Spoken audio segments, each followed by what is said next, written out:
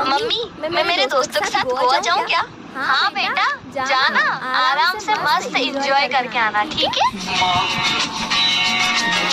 मम्मा मैं मेरे दोस्तों के साथ क्लब जाऊँ क्या? हाँ बेटा जाना, पर वो सब लड़के हैं। अरे कोई दिक्कत नहीं है, आराम से जा, मस्त एंजॉय कर, ठीक है? मम्मी मैं घर का कोई काम नहीं करूँगी। अरे बेटा कोई दिक्कत नहीं है, घर का सारा काम मैं खुद कर लूँगी। आप अपनी लाइफ एंजॉय करो, ठीक है? मम्मा मुझे ना मेरे बॉयफ्रेंड से शादी करनी है।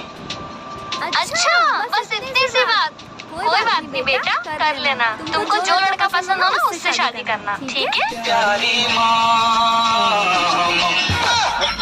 सपना टूटा है तो दिल कभी जलता